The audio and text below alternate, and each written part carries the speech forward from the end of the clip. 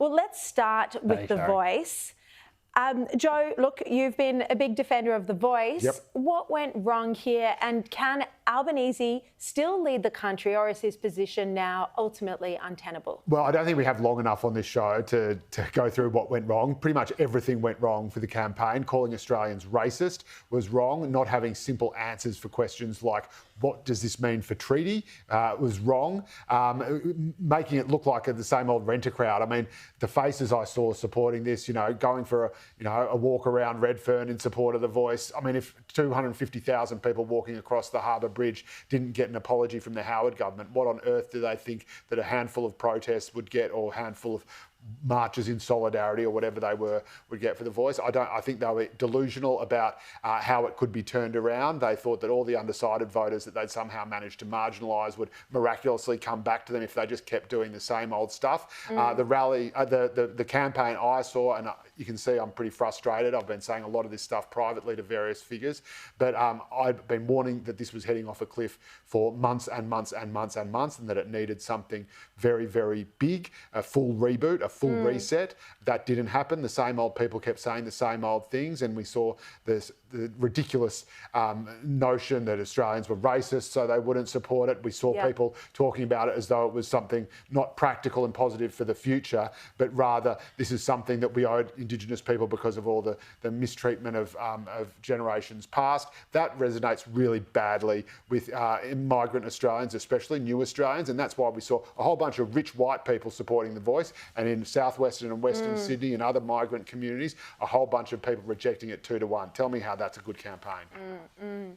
Andrew Carswell, I mean, it's not really a surprise. You accuse people of being racist, you call them chicken littles, accuse them of misinformation.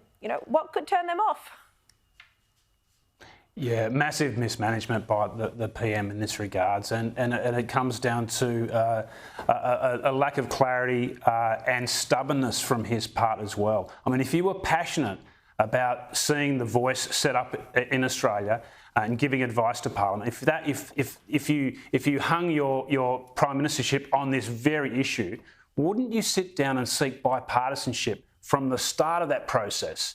Not anywhere through the process did he seek to do that. And he admitted on Saturday night, this is the Prime Minister, admitted that no referenda had been successful in Australia without the support of the opposition party.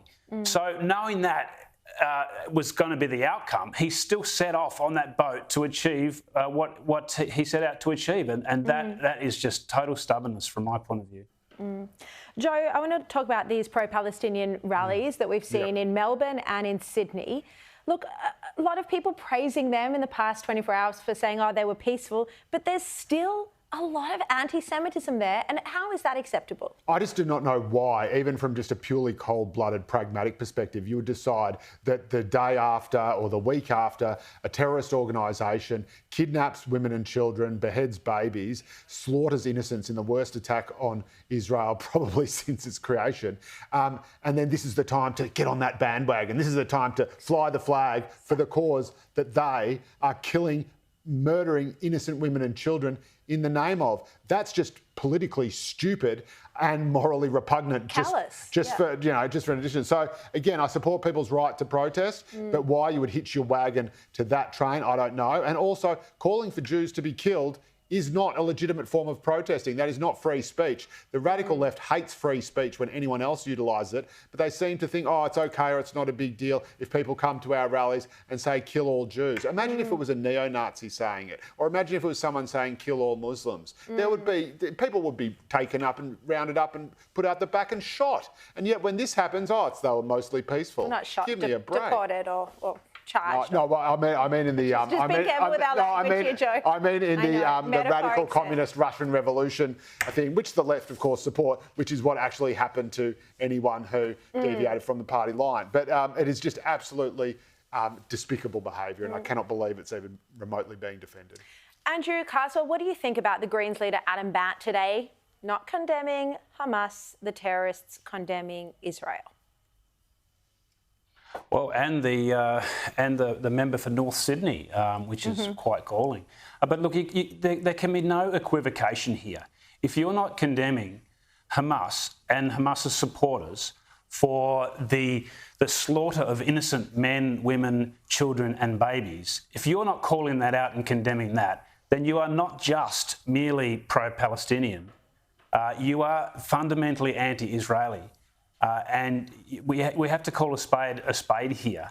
And you know, for too long, when it comes to these issues, you have many people that seek to hide their anti-Semitism behind what is effectively a popular left-wing social cause. Exactly.